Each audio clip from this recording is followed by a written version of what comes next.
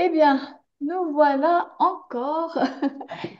On se rejoint à nouveau pour ce sommet, fabuleux sommet en ligne sur l'écologie personnelle. Nous sommes déjà à notre quatrième journée.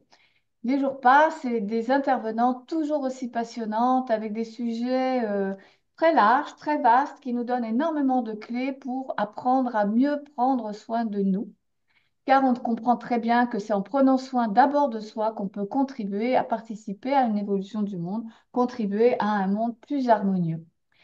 Et donc, je vais d'abord me présenter une petite minute parce que je présente toujours tout le monde et j'ai participé à justement la création de ce sommet, mais ça a du sens parce que je suis Catherine Brunner, coach et auteure, et mon dernier ouvrage justement vous emmène au cœur de l'écologie de soi. Il s'appelle Et si vous preniez vraiment soin de vous, c'est la voie de l'écologie personnelle pour honorer sa véritable nature. Donc, dedans, vous retrouvez énormément d'informations divisé en fonction des 5 dimensions de notre être, comme on vous présente ce sommet. Donc, d'ailleurs, vous avez un chapitre consacré totalement à notre journée d'aujourd'hui, qui est la dimension relationnelle. Et donc, pour accueillir notre troisième participante à ce sujet passionnant de notre dimension relationnelle, de notre relation au monde, donc de notre relation aux autres, nous retrouvons Salomé Selouquet, pardon, qui va nous aider à comprendre comment mieux manger pour vivre ensemble. Donc moi, je suis très curieuse de découvrir comment l'alimentation nous permet de mieux vivre ensemble. Et donc, je vais laisser la parole à cette passionnante intervenante, Merci. Salomé. Merci Catherine. Bonjour à tous, bienvenue. Merci d'être ici aujourd'hui. Je salue tous les gens qui seront sur le replay. Merci à vous d'accorder ce temps à ces beaux échanges. Effectivement, on est au quatrième jour de cette semaine sur l'écologie personnelle. Je pense que ça a dû être très très riche. J'ai pas eu le temps évidemment de tout parcourir, mais toi qui as été là, Catherine, je pense que c'est très diversifié, beaucoup d'intervenants de dimensions différentes. Ça doit être très riche et effectivement quand on s'est rencontrés toutes les deux et que tu m'as proposé évidemment la dimension physique, il n'y avait pas trop de doute là-dessus au niveau de l'alimentation. Et sur la dimension relationnelle, tu m'as presque dit, mais ah bon, d'accord, il y a quelque chose? Et oui, il y a énormément en fait. Donc moi, je suis Salomé Selouk, j'ai 36 ans, je suis naturopathe et sophrologue et j'aime travailler le corps et l'esprit. Et cette relation ascendante-descendante est sans cesse en train d'être mise en jeu dans l'alimentation, dans le regard qu'on porte sur soi et dans le regard qu'on porte sur l'autre et l'attente qu'on en a. Et tout à l'heure, tu as évoqué que la dimension relationnelle, c'était surtout une relation à soi. Et oui, je te soutiens là-dedans et je pousse les gens à penser à eux et d'abord à eux avant de penser aux autres parce qu'il est impensable de donner le meilleur de soi quand on est le premier à se négliger. Alors justement, bah, tu me permets de faire le lien avec cette formulation parce que j'aimerais bien, pour les personnes qui t'ont pas encore écouté, qui te connaissent pas, que tu te présentes parce que je trouve que ton parcours est un parcours d'une résilience extraordinaire et ça donne tellement de sens à ce que tu partages que bah, voilà, je te propose de te présenter. Ok, alors donc brièvement, donc je suis naturopathe et sophrologue depuis maintenant presque 7 ans. J'ai un parcours scolaire assez basique. J'ai jamais trouvé ma place dans le monde scolaire tout simplement parce que j'ai découvert que j'étais autiste Asperger. Donc j'avais une profonde analyse et une décorrélation avec le monde qui m'environne, une difficulté à m'ancrer en fait dans ce qui existe aujourd'hui dans notre société. Et donc c'est à l'issue d'une dépression profonde, d'un burn-out qui m'a amené vers 7 ans d'anorexie, que j'ai trouvé le chemin de moi-même. En fait, je dis que je me suis trouvée par le biais de la sophrologie, de la naturopathie et tout particulièrement de l'alimentation réduite en glucides, qui a transformé ma façon de penser non plus axée sur les glucides. Donc, je ne fonctionne plus au sucre, mais je fonctionne au gras. Et le fait de fonctionner au gras, ça décuple mes capacités cérébrales et apaise mes émotions. Et donc, après avoir fait 10 ans de dépression et avoir frôlé la mort après 10 ans d'anorexie, ben, je reviens à la vie, une nouvelle personnalité, une nouvelle identité, en fait, mon identité que j'ai retrouvée, que j'ai découvert à 29 ans, aujourd'hui complètement épanouie dans mon métier, dans ma vie personnelle comme professionnelle. Ça se voit, tu es rayonnante. Merci Catherine. Ben, écoute, je te propose de rentrer dans le vif du sujet. Allez, on y va, pas de souci. Alors, je Alors, rappelle oui, juste, si vous voulez ouais, intervenir, vous avez le chat, vous pouvez couper votre micro, n'hésitez pas. Moi, je peux lire vos messages sur le chat et les partager à Salomé. tout à fait. Donc, Tout d'abord, cette dimension relationnelle, elle me tient beaucoup à cœur, tout simplement parce que, comme je le disais au début, la première dimension, c'est la relation à soi. Et moi, mon combat profond, c'est régler ces troubles du comportement alimentaire. Un trouble du comportement alimentaire, c'est quelqu'un soit qui cesse de s'alimenter pour avoir un corps qu'il idéalise, soit qui se suralimente pour étouffer une émotion, soit qui s'alimente de temps en temps, mais d'aliments agressifs pour comme cacher des blessures ou pour s'auto-saboter. Ce rapport au corps et ce rapport à ce qu'on est, au soi profond avec un grand S, me heurte parce que moi-même, je l'ai vécu. Donc, cette dimension relationnelle, aujourd'hui, cette conférence, pour moi, elle me tient très à cœur. J'ai vraiment envie que vous repartiez d'ici avec une nouvelle conscience, un nouveau regard sur vos façons de faire. Et donc, c'est vraiment ce que je vais essayer de développer aujourd'hui. Mieux manger pour vivre ensemble. J'avais envie je vais vous avouer quelque chose au niveau du titre de mon intervention. J'ai failli l'appeler Manger ensemble pour mieux vivre. Mais je voulais démonter ce titre. Parce qu'aujourd'hui, on a tendance à penser que parce qu'on mange ensemble, parce qu'on mange la même chose, on vit ensemble. On se ressemble. On mange la même chair, donc on est ensemble. Alors que mon combat aujourd'hui, c'est que chacun trouve sa place dans son alimentation pour faire partie d'un tout. Donc, quoi manger pour vivre ensemble et non pas manger ensemble pour être ensemble. J'ai envie de démarrer avec une question. C'est un peu l'œuf ou la poule. En quoi est-ce que l'être humain est bon ou mauvais profondément? Est-ce qu'il est né bon ou est-ce qu'il est né mauvais et il devient bon par l'éducation? Ou est-ce qu'il est né bon et il devient mauvais par le biais de l'éducation? Alors, moi, je vais pas me mettre de suspense plus longtemps. Je suis adepte de Jean-Jacques Rousseau et je pense que l'homme est profondément bon et est corrompu par la société. La différence, c'est que cette société corrompt l'homme malgré lui. Je pense sincèrement que l'homme cherche toujours à faire de son mieux, l'homme avec un grand H, la femme, l'homme, l'enfant cherchent toujours à faire de son mieux avec leur environnement et les outils qu'ils ont entre les mains, mais les outils qu'on leur donne ne sont pas adaptés. Qui d'entre nous n'a pas déjà fait preuve de querelle, de quête de vouloir avoir raison, de vouloir avoir le dernier mot, de vouloir posséder quelque chose qui rêvait et donc d'écraser son prochain? Pas consciemment, pas délibérément. Et suite à cette action, a eu tendance à culpabiliser et à dire, oh là là, il faut vraiment que je change mes manières de faire parce que je suis trop irritable, je suis trop réactive, je suis trop impulsive. Pourquoi on a cette difficulté à contrôler ses émotions et à demeurer peut-être trop agressif ou trop égoïste? On a tendance à accorder le terme égoïste à quelque chose de péjoratif, alors que moi, je l'entretiens. Je pense qu'il faut avoir un certain égoïsme pour vivre en bonne santé avec soi-même. Ce qui fait qu'un homme est bon ou mauvais, ce qui fait qu'on a des choix plus ou moins agressifs ou résilients, c'est l'éducation, c'est les traumas du passé, c'est l'environnement social dans lequel on a grandi. En gros, imaginez-vous un tronc d'arbre. À votre naissance, vous avez un tronc d'arbre qui est parfait, et au fur et à mesure que le temps qui passe, vous avez des coups de hache. Et il y a forcément des fragilités qui viennent se dessiner sur cet arbre jusqu'à ce que cet arbre devienne un peu plus fragile à certains endroits. Et en fonction de l'endroit où il va y avoir une brèche, vous allez avoir tendance à mettre un pansement. Et ce pansement, très souvent, c'est ce qu'on appelle un pompier. Et ce pompier, ça peut être de la drogue, de l'alcool, de la colère, ça peut être de la violence, ça peut être se détruire par l'alimentation. C'est quelque chose qui, à l'instant T, nous apporte du bon, mais en fait nous détruit au long terme. J'ai envie de vous donner l'exemple du docteur Sébastien Boller qui a évoqué dans son livre Bug humain que si chaque être humain sur la planète était un neurone et qu'on interconnectait l'ensemble de la population pour créer une seule et même personnalité et entité qui serait l'humanité, l'humanité serait un psychopathe. C'est-à-dire qu'il serait dominé, il voudrait dominer le faible. Il manipulerait le naturel pour le tirer à son avantage. Il chercherait le moindre effort, la satisfaction immédiate, sans responsabilité, sans éthique pour l'environnement et son prochain. Qu'est-ce qui fait que l'ensemble des individus, lorsqu'on les connecte entre eux et qu'on en fait un tout, soit si malade en fait? C'est une maladie mentale.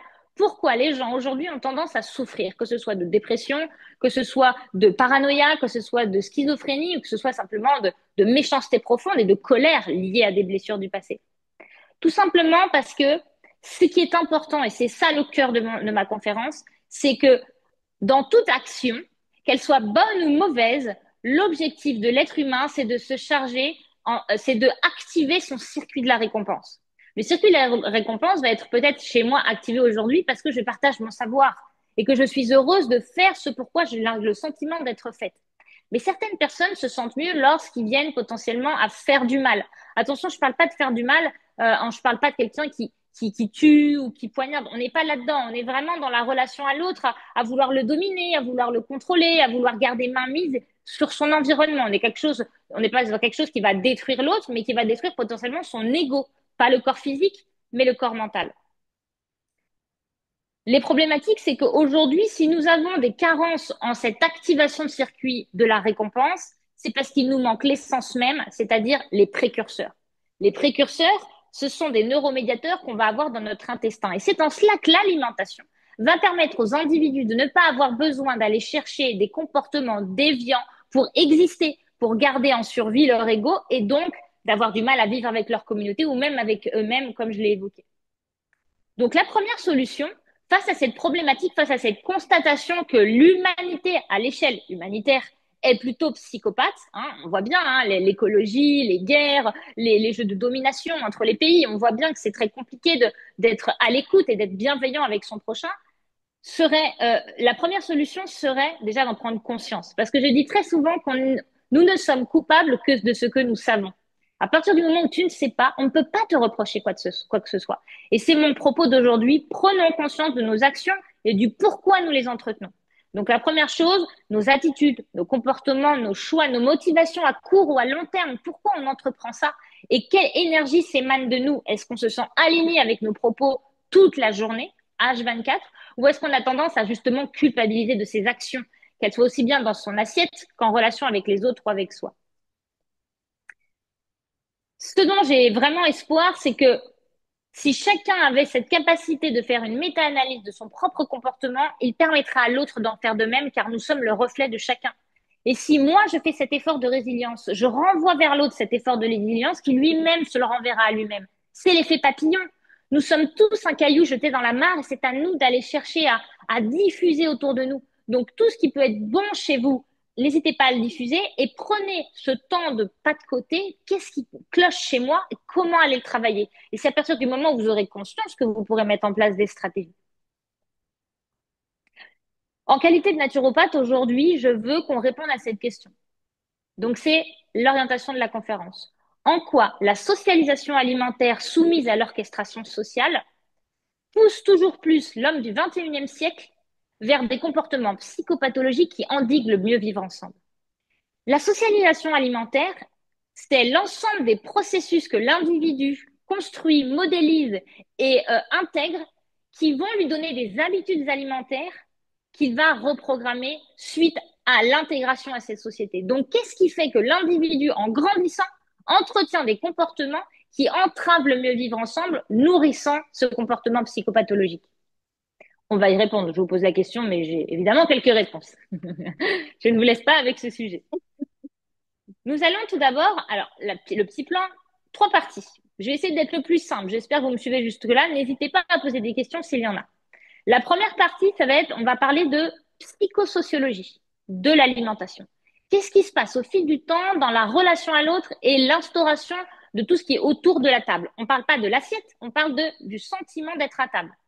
Ensuite, on va parler dans une deuxième partie la psychoneuronutrition. Donc là, on va parler des nutriments et leur impact sur notre capacité à interagir avec l'environnement.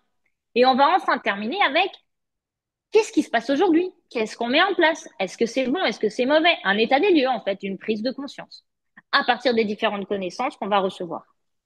Donc, cette première partie, la psychosociologie de l'alimentation, je vais la décliner en trois étages. On va faire du plus large, qui est le plus lointain dans l'espace, le moyen au plus proche. On va partir de la tribu pour aller vers la famille et vers l'individu. Au niveau de la tribu, on va démarrer avec la genèse du feu. Le feu est une révolution sociale. C'est grâce au feu qu'on est venu à organiser une communauté autour d'un foyer commun, autour d'une chaleur qui rallie les peuples, qui leur donne le sentiment d'appartenir à la même chair, qui mangent la même chair autour de ce feu et qui se rassemblent pour faire des cérémonies, pour se réchauffer, pour cuisiner, pour partager, pour discuter. Et on a gardé ça dans nos gènes, car je ne sais pas vous, mais moi, qui ai grandi à énormément échanger avec ma maman, c'est très souvent que dans la cuisine, on papote. On va jamais dans le salon ou dans le bureau. Mais non, c'est la cuisine, on discute, on prépare quelque chose à manger, on sort quelque chose du frigo. C'est vraiment un lieu, la cuisine ou le feu, en tout cas l'image du feu au niveau de la tribu, c'est ce qui permet de rassembler les cœurs, les corps et les familles. Hein. Les familles sont souvent autour de l'alimentation et quand il y a un décès, il y a un repas. Quand il y a un anniversaire, il y a un repas. Quand il y a une cérémonie, il y a un repas. Donc l'alimentation a un pouvoir d'attraction très fort, tout comme le feu, par rapport à nous humains qui cherchons la lumière et la prise de conscience. Le sociologue Claude Lévi-Strauss dit même que c'est à partir du moment où on a créé le feu que nous sommes passés de l'état de animal à humain. C'est dire combien le feu a de l'importance et combien il est important aujourd'hui de prendre en considération ce feu et si j'irais même plus loin, cette cuisson et donc l'importance qu'il peut y avoir de telle ou telle alimentation. Le feu ne va pas être utilisé de la même manière en fonction des tribus.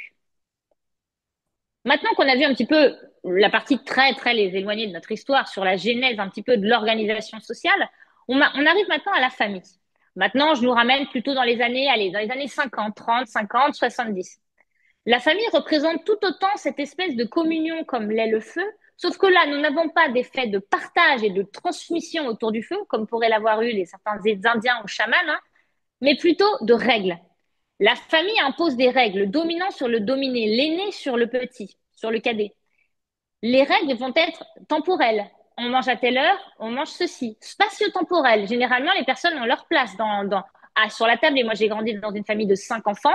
On avait tous notre place. Il y avait un besoin d'organisation, un besoin de savoir-être, de savoir-faire. On mange avec les couverts, on se tient droit, on mange ce qui est servi, on finit son assiette. Donc là, dans le domaine de la famille, le domaine de l'alimentation, c'est beaucoup sur inculquer des règles de savoir-vivre, mais des savoir-vivre de la société, c'est-à-dire répondre à un besoin de la société. Et c'est non plus vouloir appartenir à une identité de tribu, mais c'est vouloir se fondre dans la société. C'est les parents qui ont peur que leurs enfants soient marginalisés et soient abandonnés, un peu comme on abandonnerait, comme la louve abandonnerait un petit loup parce qu'il ne veut pas téter. Et donc, je pense qu'il y a cette peur derrière le fait de vouloir inculquer des valeurs de savoir-être et de savoir-faire dans l'alimentation dans les familles, c'est de savoir que l'enfant va devoir s'intégrer à une société. Et c'est là que commence pour moi la difficulté à garder une saine relation avec soi-même, puisque comme le dit Émile Durkheim, sociologue, cela s'appelle une parentalité artificielle. C'est-à-dire que les parents ont tendance à inculquer non pas des manières de s'analyser et de répondre à ses propres besoins, mais de répondre à des besoins de la société et de les faire passer pour besoins propres. Vous voyez ce que je veux dire? J'espère que je suis claire. Et ça passe partout. Pourquoi 5 fruits et légumes par jour? Pourquoi 3 produits laitiers? Pourquoi manger matin, midi et soir? Pourquoi une collation? C'est vraiment, on pense donner le meilleur à l'individu, sauf qu'en fait, c'est nourri par des motivations sous-jacentes qui sont pas forcément celles de la santé. Et le parent, normalement, est là pour préserver la santé de son enfant, mais il répond lui-même à ces mêmes exigences. Donc, il reproduit ce que lui-même a eu dans son éducation. C'est là où la famille, ça commence à être compliqué et ça l'est. Moi, j'accompagne des personnes qui viennent me voir pour changer d'alimentation et ils se heurtent à la famille, qui ne comprend pas, qui n'accepte pas, qui juge. Et ça, c'est compliqué parce que la famille, c'est votre prolongement, c'est là où vous avez grandi, c'est votre identité. Et donc là, vous avez à faire un choix entre le regard que porte votre famille sur vous et un choix sur ce que vous voulez pour vous. Et c'est là où c'est intéressant et c'est là où il commence à y avoir une petite incise. Rendre l'individu à l'image de la société, c'est là qu'on commence à perdre la relation à l'autre. Et c'est en cela que l'alimentation va devoir être primordiale dans la relation qu'on a avec soi et avec l'autre, parce que ce n'est pas dans l'environnement qu'on va trouver un moyen sain d'entrer en relation avec soi et avec l'autre. Alors justement, quelques exemples de coutumes sociales, je l'ai évoqué juste là, hein, les 3 produits laitiers, les 3 repas par jour, il y a aussi l'alcool. C'est très décrié. Alors on entend partout l'alcool est dangereux pour la santé, mais pourtant si tu bois pas d'alcool, t'es jugé de pas drôle. Si tu te couches tard, t'es jugé de pas fun. T'es presque, on dit, tu te couches comme les poules. On a une façon de percevoir la vie comme le profit, le profit, le profit, peu importe les conséquences. Et celui qui se pose un peu trop de questions, c'est lui qui déraille. Mais en fait, c'est parce qu'on génère dans les yeux de l'autre de la peur. Comment ça? Il peut fonctionner différemment? Il peut se passer de ça ou de ça? Parce que généralement, ce qu'on entretient dans le temps, ce sont des addictions. Et comme on n'est pas capable soit de s'en défaire, quand on voit son semblable s'en défaire, eh ben, on devient le dominé. Et on ne veut pas rester le dominé. Et on revient à l'époque de la tribu où le dominé doit se faire entendre pour exister. À l'échelle de la famille révèle les vraies défaillances de notre société. Le dominant sur le dominé, le collectif sur l'individu. Et il faut vraiment reprendre conscience, et c'est ce que je pense que tu fais, Catherine, au quotidien, que c'est l'individu avant tout, et c'est l'individu qui doit donner le meilleur de lui-même parce qu'il est dans les meilleures conditions pour que la société autour de lui change de couleur, et non pas l'inverse.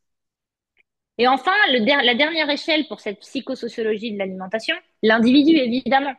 Alors, si on prend au premier niveau, l'individu qui se pose des questions sur son alimentation, il a deux quêtes. La première, c'est la santé, c'est légitime.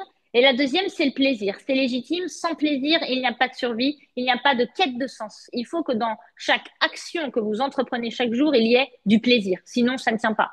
C'est d'ailleurs pour ça que les gens qui se lancent dans un régime perte de poids ne tiennent jamais, parce que généralement, c'est hypocalorique et c'est sans saveur. Donc, ça ne peut pas tenir parce que ce n'est pas plaisant. Sauf que l'individu a tendance à penser que le plaisir est sucré et que l'alimentation santé est végétale. Et du coup, il ne s'appuie que sur ces deux dichotomies qui ne prennent aucunement en compte la base de ce qu'il est. Il pense se faire plaisir et se récompenser après un effort ou un hypocalorie, parce que oui, les femmes aujourd'hui, elles doivent pas trop manger. Ça, c'est ce qui est véhiculé. Une femme ne mange pas trop, une femme ne mange pas de viande, une femme ne doit pas transpirer, une femme ne fait pas caca. Non, ça n'existe pas. Donc, à partir du moment où on rentre dans ce cercle vicieux, tout ce qui va aller vers le plaisir des sens va être vécu comme une récompense. Et moi, je l'ai toujours, vous ne vous nourrissez pas parce que vous êtes récompensé, vous vous nourrissez parce que c'est un besoin vital. Ce n'est pas mérité, c'est un besoin. Et ça, c'est important de le répéter à toutes nos petites générations. Manger est un besoin et non un droit. C'est presque plus qu'un droit, c'est un devoir de s'alimenter. À partir de là, à partir du moment où les personnes vont s'alimenter soit pour leur santé, soit pour leur plaisir, ils vont chercher à répondre à ce besoin de plaisir et de santé. La problématique, c'est que les gens, comme j'ai dit, se trompent d'orientation et vont souvent vers des aliments qui les abîment. Tout simplement parce qu'ils sont calqués sur ce qu'on leur a appris. Encore une fois, on continue à entretenir ces comportements d'une société qui écrase l'individu et qui l'écrase, ne lui permettant plus de ressentir la relation qu'il doit vivre avec lui-même. Je sais que ça ne me va pas, mais je ne sais pas quoi utiliser puisque rien ne me montre que je ne peux pas faire confiance à la société car elle ne m'accompagne que de trop loin et ma famille me juge si je change de comportement. Changer d'assiette au regard de sa famille, c'est presque changer de personnalité, changer de nom de famille. Alors que ça n'en est rien du tout ça. Notre façon de nous nourrir reflète le regard que nous avons sur notre existentialité. Si tu te nourris pour faire plaisir, pour ressembler, pour faire comme, tu te nies profondément. Si tu te nourris pour développer tes capacités, entretenir ta santé, pour te redonner de l'ambition et de la motivation, c'est là que tu donneras le meilleur de toi-même et que tu acceptes que tu es un être à part entière qui a ses besoins et ses prédispositions génétiques au niveau métabolique. Nous allons à présent passer sur la deuxième partie qui est, une fois qu'on a vu l'évolution du regard de la société sur l'alimentation de la famille, de la tribu et de l'individu, qu'est-ce qui fait que l'individu peut vivre mieux avec lui et avec les autres en fonction de ce qu'il consomme? Nous sommes en psychoneuronutrition. Eh bien, nous allons nous pencher sur les neuromédiateurs. Les neuromédiateurs sont des messagers chimiques qui délivrent via la voie nerveuse des messages d'amour, de tolérance, de bienveillance, de résilience, d'écoute et d'empathie. C'est de cela qu'est fait profondément l'être humain. Et on vient entraver cette sécrétion de neuromédiateurs à coup de produits raffinés et de sucres transformés. Notre objectif est d'aller chercher les précurseurs. C'est cela qu'on va mettre dans nos assiettes chaque jour, les précurseurs de dopamine et de sérotonine, qui sont les hormones du bonheur qui permettent l'accès à cette pleine conscience de ce qu'est l'amour de soi et des autres. C'est la tyrosine et le tryptophane, accompagnés de leurs cofacteurs. Pour ce faire, il est nécessaire de s'apporter des acides aminés, car les tryptophane et la tyrosine sont issus des acides aminés, des protéines surtout animales. On peut tout de même en retrouver dans le végétal. Il est possible de vivre d'une alimentation végétarienne. L'important est de respecter son ADN, comment je digère et comment j'intègre, comment j'assimile ces neurotransmetteurs me permettant d'atteindre mes neuromédiateurs. La problématique, c'est qu'aujourd'hui, quand les personnes sont carencées en dopamine et en sérotonine, c'est ce qu'on appelle une dépression. Et on leur donne des antidépresseurs. Qu'est-ce qu'un antidépresseur? C'est un recaptureur de sérotonine. C'est un bloqueur de sérotonine. Le problème, c'est qu'on ne vient mettre qu'un pansement sur une problématique beaucoup plus profonde. C'est souvent des carences émotionnelles, des traumas du passé, mais surtout des carences alimentaires, évidemment. 90% de votre sérotonine est fabriquée dans votre intestin. Venez nourrir votre intestin, vous n'aurez pas besoin de cachet. encore moins d'anxiolytiques, puisque la consommation de produits carnés apaise l'organisme et d'acides gras. Alors justement, protéines et acides gras. Tout simplement parce que les protéines vont apporter les neurotransmetteurs tyrosine et tryptophane, et la graisse va permettre d'apporter les cofacteurs, les vitamines A, D, E et K. Et les personnes qui consomment une alimentation trop végétale, faible en graisse, hypocalorique, ne peuvent se doter de tout ça. Et même s'ils venaient à consommer des protéines de qualité, ils ne pourraient pas transformer ces neuromédiateurs dans leur intestin et resteraient en souffrance et toujours à conserver ce comportement destructeur de quête d'activation du circuit de la récompense, à manger du sucre, à fumer, à boire, pour venir pallier ce déficit justement en neuromédiateurs. J'ai perdu personne? Bien. À partir de ça, à Attends, partir qu'on a vu n'hésitez pas si vous avez des messages, hein, vous des pouvez messages relancer d'amour, votre micro, des hein. messages de résilience, d'empathie et d'écoute. Voilà, on est tous tellement absorbés, tous, parce qu'il y a Daniel qui est là, absorbé par ce que tu dis, que Bien, j'en ai bientôt terminé. Donc, nous venons d'aborder l'histoire le regard qu'on a sur notre assiette, sur notre façon de nous alimenter, sur le regard que les autres portent sur soi et sur ce qu'on porte sur son assiette, et qu'est-ce qu'il faudrait consommer. La réalité des choses aujourd'hui, la fameuse pyramide alimentaire. La pyramide alimentaire vise à d'abord consommer des végétaux, c'est la base.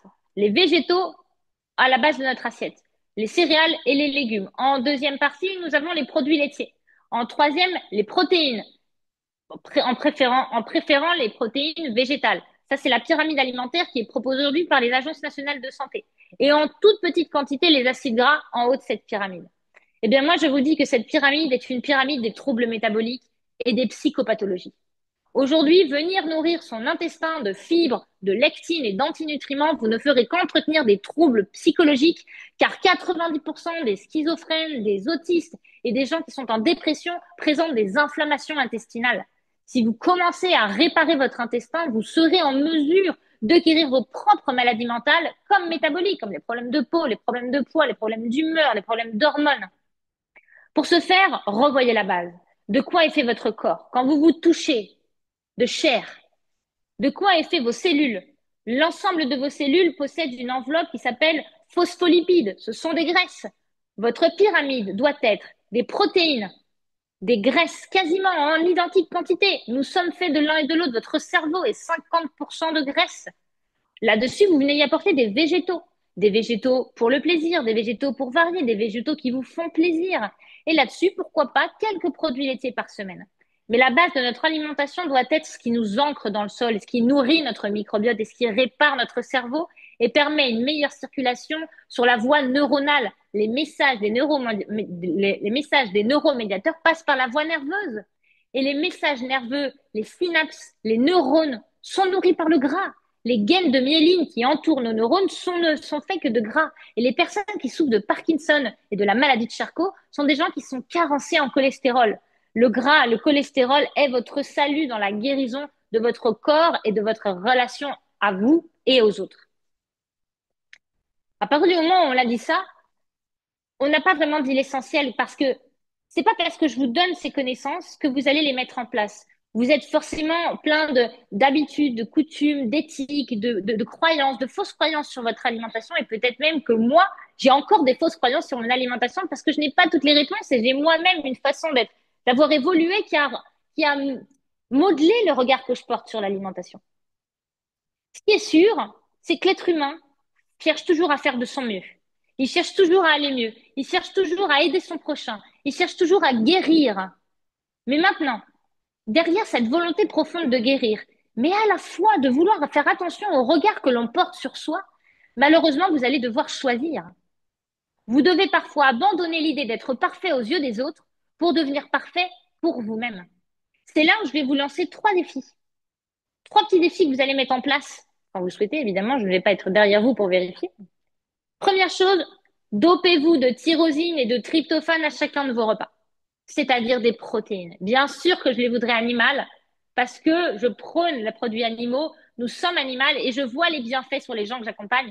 Mais si vous êtes végétarien, prenez au moins la protéine et délaissez les céréales et les féculents. Gardez-les en seconde position parce qu'à la place vont venir les graisses.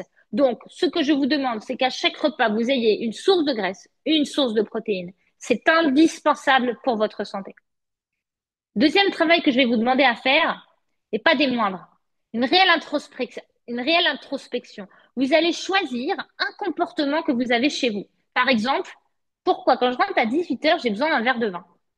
Pourquoi j'ai besoin d'un dessert sucré pour finir mon repas? Pourquoi quand je m'ennuie, j'ai besoin de grignoter? Choisissez quelque chose qui chez vous fait écho et demandez-vous pourquoi, à quel moment, quelles sont les émotions, quelles sont les pensées, quelle est la rationalité de mon comportement. Est-ce que ça m'apporte du bon ou est-ce que ça m'apporte du mauvais? Déjà, cette prise de conscience va vous mettre à distance avec ce comportement et potentiellement vous le faire changer.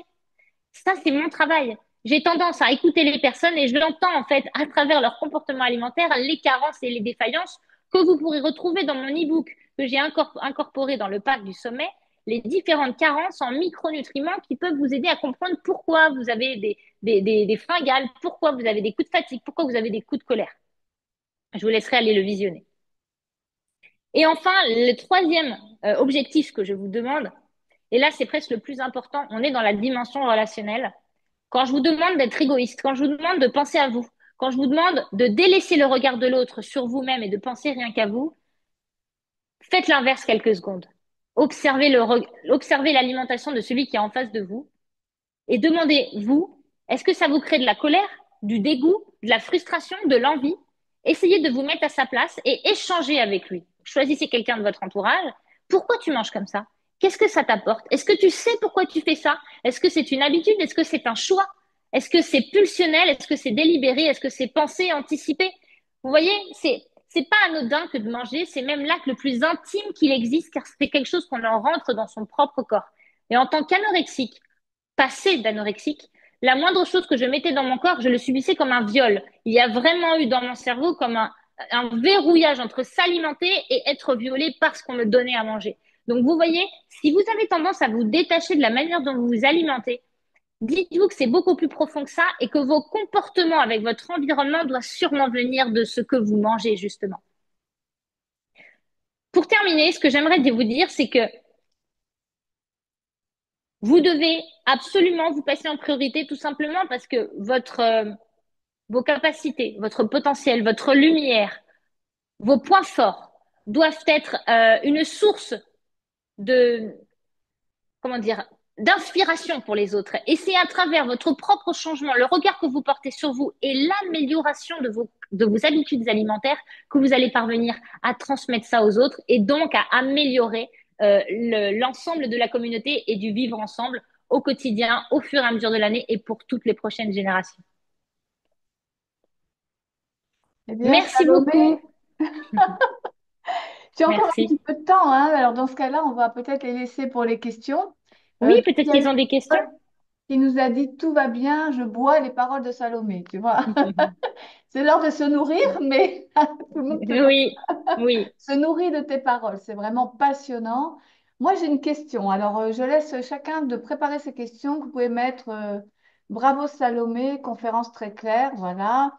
Voilà. Moi, j'ai une question. Tu as parlé tout à l'heure du cholestérol. On a besoin de cholestérol. On sait qu'aujourd'hui, on dit qu'il y a un bon cholestérol, un mauvais cholestérol. Alors, juste une anecdote. Moi, j'ai fait des analyses. J'ai des taux de cholestérol plus élevés, mais c'est du bon cholestérol.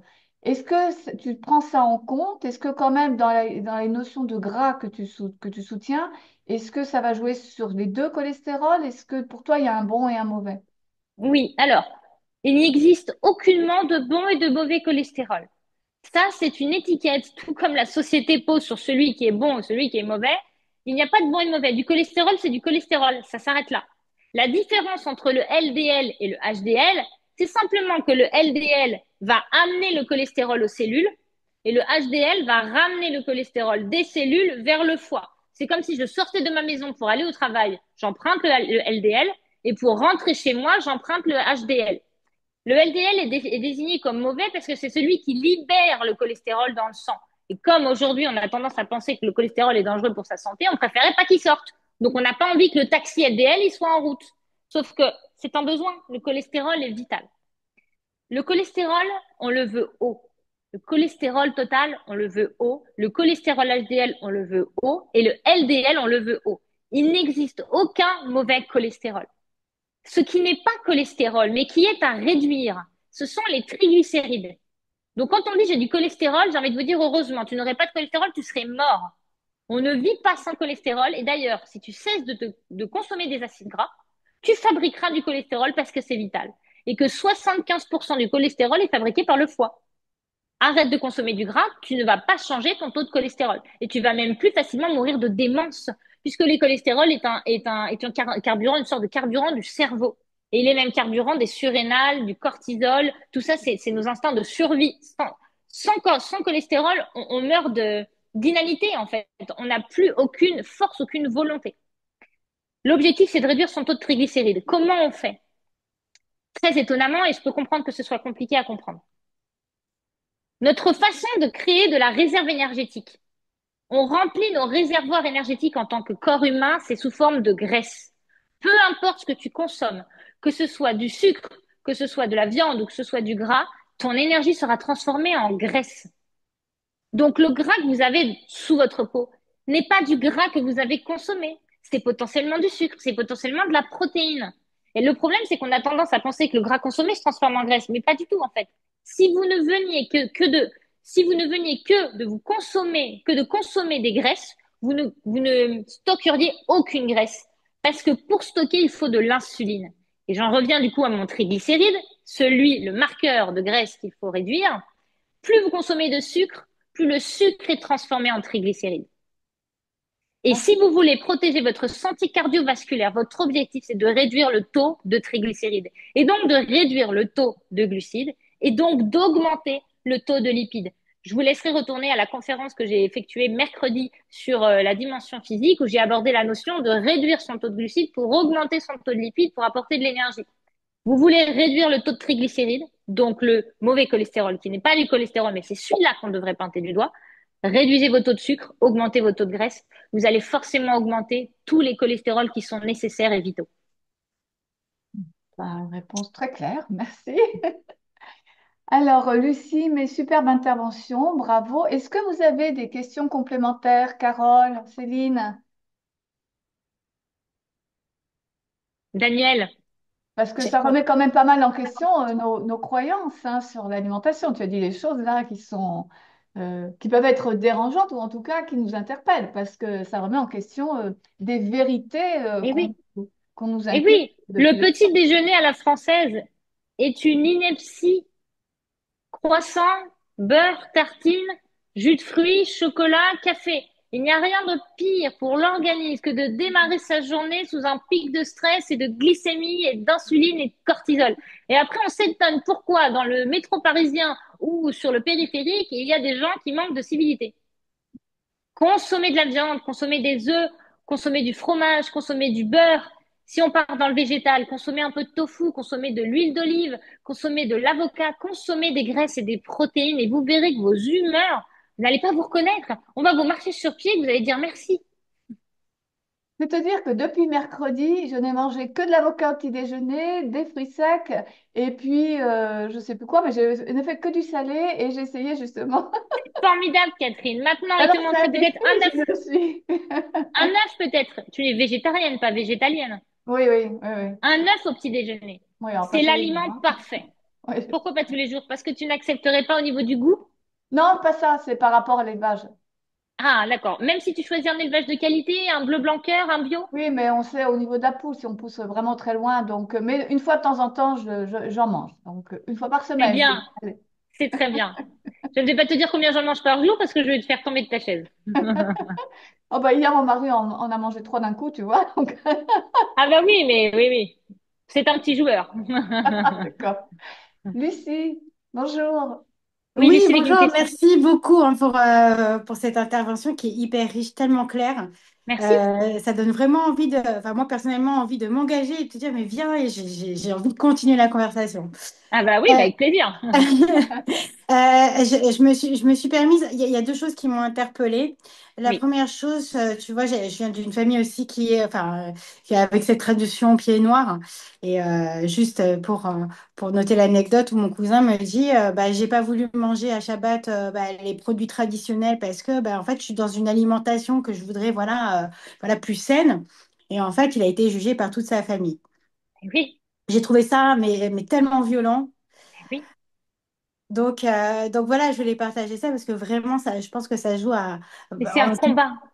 Mais C'est un oui, combat. C'est-à-dire que moi, quand j'accompagne les gens au quotidien, je deviens presque un membre de leur famille et presque la seule oreille à qui ils ont accès pour ce Salomé, ma famille réagit comme ça, Salomé, j'ai besoin d'un soutien. Mais oui, c'est outrageant, surtout quand, enfin, la famille, elle est là pour soutenir la santé de l'individu. C'est des personnes qui me disent, mais quoi, tu fais encore n'importe quoi, tu t'es encore lancé dans un régime, alors même que la personne va de mieux en mieux. Elle est plus stable, plus posée, moins de troubles du comportement, moins de douleurs. Mais non, son alimentation est différente, elle reste différente, elle se marginalise et donc elle est mise de côté. Et malheureusement, bah, je vous pousse à entretenir ce comportement, ne lâchez pas parce que vous allez potentiellement en attirer avec vous. Combien de personnes j'ai récupéré au final d'enfants, de neveux, nièces, de maris. Bah, au final, mon mari s'y met aussi. Il faut tenir bon, il faut lutter contre cette société qui veut nous mettre dans le même moule.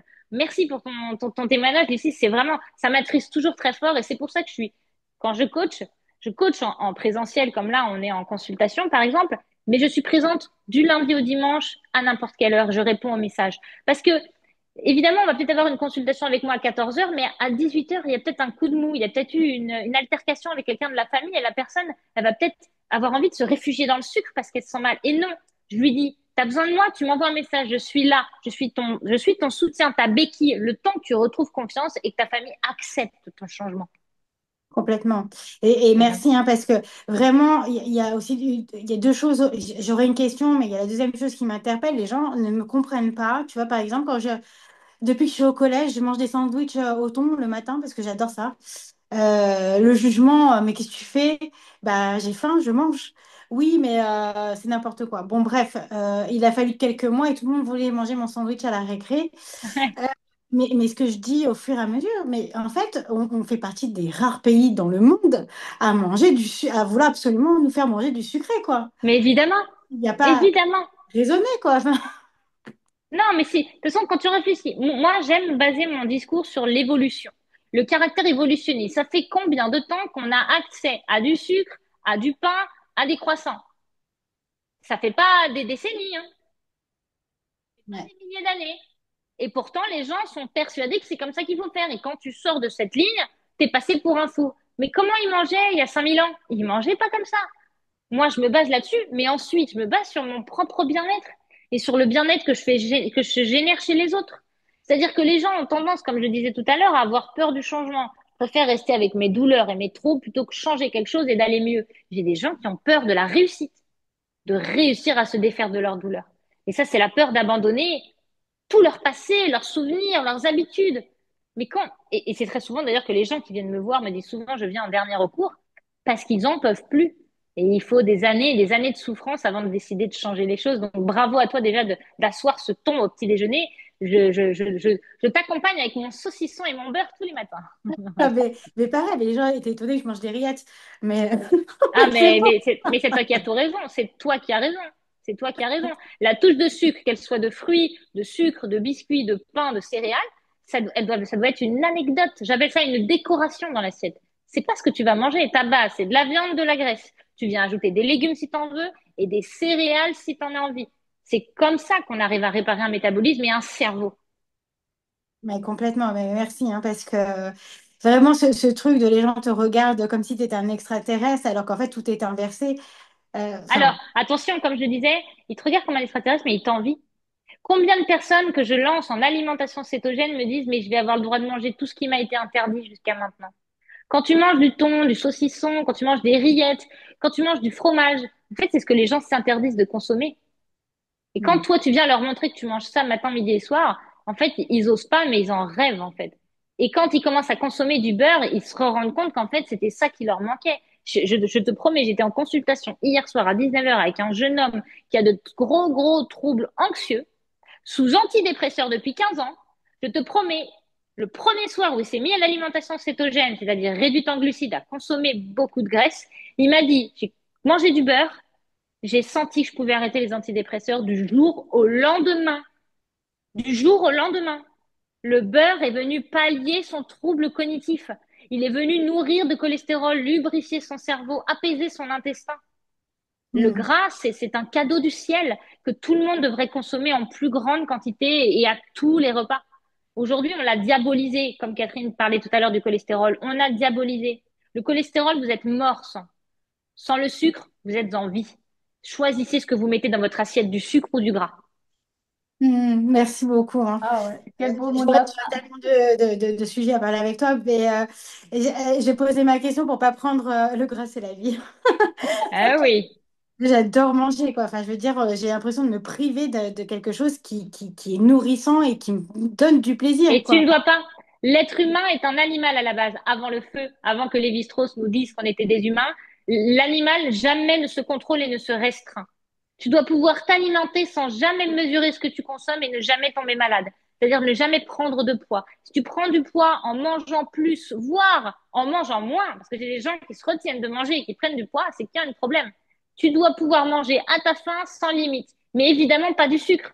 Des sources de protéines, des sources de graisse, à la rigueur des végétaux faibles en glucides, sans jamais te restreindre parce que la satiété et la faim, c'est un réflexe inné. Notre corps n'est pas fait pour se gaver. Si tu te gaves, si tu as le sentiment de trop manger, c'est qu'il y a un trouble. Et c'est cela, la prise de conscience que je voulais évoquer tout à l'heure, c'est regarder ce que vous faites, ce que vous mangez, ce que ça provoque chez vous, et demandez-vous pourquoi il y a un problème. Et je vais aller traiter ce problème. Mais le problème à traiter n'est pas de restreindre. Non, c'est de comprendre pourquoi vous n'arrivez pas à vous rassasier. Mais complètement, c'est comme si on était toujours en train d'essayer de combler un vide avec l'alimentation, puis finalement, on va pas au cœur de la source du problème. Et puis, c'est, voilà, Exact. voilà, On c'est tourne autour du dommage. pot. Il faut Exactement. vraiment prendre en compte. Eh bien, Je vais écoute, poser ma Merci. question. Du coup, comme ça, je vais pas Merci, monopoliser, Lucie. mais ma question, c'est par rapport à un enfant qui demande d'entourage. J'aurais bien aimé avoir ton retour d'expertise sur le fait que il y a une alimentation qui fait qu'il mange toujours que deux aliments tout le temps. Ok. Quels sont Euh, ces je- aliments? Pardon? Ce sera des nuggets et des frites. Ou alors une marque de fromage. Ah, donc on n'est pas dans un aliment, on est dans une gamme d'aliments. C'est ça? En fait, tu pourrais avoir trois aliments. Il mangera pendant 3 mois la même chose. Et puis d'un coup, c'est fini. Ce sera des saucisses et des pâtes.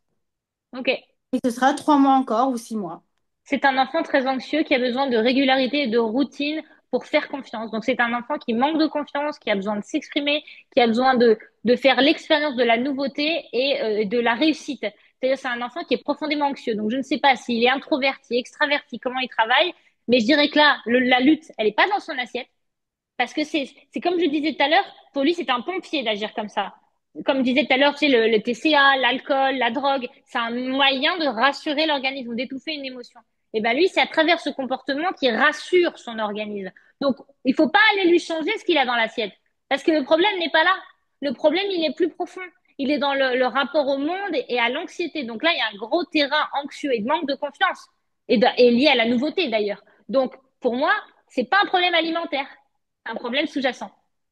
Ouais, je comprends. Mais voilà. Merci de m'avoir témoigné parce que voilà, il y a des souffrances comme ça. Et puis les mamans, elles se retrouvent bah, voilà, démunies, quoi. Ah bah complètement. Et j'imagine qu'en plus elles veulent toucher l'assiette. Sauf que elles tapent à côté. Tu tapes à côté de la cible. Ne Ouais, change je pas ce sais. qui rassure l'enfant parce qu'en fait tu vas le déstabiliser sans résoudre la cause de la déstabilisation. Donc faut laisser cette espèce de réflexe alimentaire. Comme moi en fait, l'anorexie c'était que j'ai arrêté de m'alimenter. Ça suffisait pas de me remplir mon assiette, en fait. Ça ne faisait qu'exacerber mes peurs. Fallait travailler sur la profondeur. Bah, c'est la même chose. C'est un trouble du comportement alimentaire, un trouble de l'oralité. Cet enfant devrait effectivement aller voir un pédopsychiatre et aller travailler profondément sur ses peurs internes. Merci en tout cas. Merci beaucoup. Avec plaisir. Salomé, on pourrait discuter pendant des heures. Moi, avant Avec qu'on plaisir. finisse, j'ai juste une question. Tu parles de ton saucisson et beurre le matin, mais alors ton saucisson te sert de tranche pour mettre ton beurre, tu fais comment? Si tu prends pas de saucisson. Exactement. Ah oui? Exactement. Ouais. De sandwich. Un bout de saucisson, un bout de beurre, un bout de beurre. Non, attention, Catherine, et on plaisante. Alors, non, je ne plaisante pas, c'est comme ça que je mange. Mais par contre, encore une fois, jamais j'imposerai ma façon de m'alimenter à qui que ce soit. Parce Hmm. que mon alimentation, c'est pour mon corps à moi. Moi, je dis qu'il existe une alimentation par personne. En fait, pourquoi je parle de ça et je titille un peu, c'est pour montrer qu'on peut manger différemment et être en bonne santé. Que non, les céréales, c'est pas obligatoire. Que non, le sucre, c'est pas obligatoire. Que oui, on peut manger du gras. Par contre, à chacun ses envies, son bonheur, son plaisir. On l'a dit tout à l'heure, sans Mhm. plaisir, il n'existe pas de vie. Moi, je suis profondément épanouie dans mon assiette et dans mon plaisir et dans ma santé. Et tout à chacun ici et tous les gens qui écouteront ce live, vous trouverez votre alimentation à partir du moment où elle respecte tout de même les principes, comme je vous l'ai dit, des protéines et des graisses et le reste en fonction de vos capacités digestives. Alors, il y a Céline qui dit, parce qu'après, on va prendre toute la journée, et de l'œuf. Donc, l'œuf, ça a plein de vertus, l'œuf. Ah bah, vous pouvez manger des œufs à volonté. Moi, je suis à peu près à 7 œufs par jour minimum depuis plusieurs années et vous pouvez monter facilement jusqu'à 36. Une étude avait été faite sur des grands brûlés. Ils avaient guéri la peau de grands brûlés à coup de 35 œufs par jour et ça avait fonctionné. Il n'y a pas de limite. L'œuf, c'est votre meilleur ami. Le cholestérol est votre meilleur ami. Vous n'aurez jamais trop de cholestérol. Aujourd'hui, on vise à peu près les deux. La santé vous veut un maximum 2 grammes de cholestérol. En réalité, les troubles psychologiques, neuronaux, les démences sont justement inférieurs à 2 grammes. Les gens qui souffrent le plus de troubles neuronaux et de dégénérescence cérébrale sont les personnes avec un taux inférieur à 2 grammes. Allez vers du 2, 2,5, 3, 4 grammes. Il n'y a pas longtemps, j'étais à 10 grammes. Il ne faut pas avoir peur. Ce n'est pas ça qui vous causera du danger. Au contraire, c'est une carence en cholestérol et un excès de céréales. Eh bien, écoute, Salomé, merci beaucoup. Merci beaucoup pour tous ces échanges et ces réponses. Avec plaisir. On espère te revoir demain pour la clôture. Ce sera avec grand plaisir à Alors, je vais voir, 18h15. mais je crois que je travaille. Je crois que je Ah, travaille. Et d'accord. oui, et les consultations sont déjà posées bien des semaines à l'avance et je ne savais pas qu'il y avait une clôture de sommet. D'accord. Bon, ben, c'est pas grave. En tout cas, on était très heureuse de te recevoir pour ces deux interventions qui sont Merci, passionnantes. Catherine. Toutes les personnes qui auront le pack auront non seulement ton cadeau, mais aussi auront le plaisir de te retrouver ou de te découvrir si elles n'ont pas pu te voir en présentiel. Et merci beaucoup pour ta présence. Et moi, je dis merci à toutes les personnes aussi qui étaient là et toutes celles qui te verront en replay. Et on se retrouve cet après-midi, enfin en fin d'après-midi, pour continuer notre journée sur le domaine de la relation, justement. Et grâce à toi, c'était au niveau de la relation et de l'alimentation, grâce à l'alimentation, comment Oui, améliorer sa relation à soi, aux autres et au monde. Et cet merci, Lucie. après-midi, eh ben, on va continuer à explorer ce sujet. Et puis, sur ces bons conseils, je vous rappelle, prenez bien soin de vous. Au revoir. Au revoir.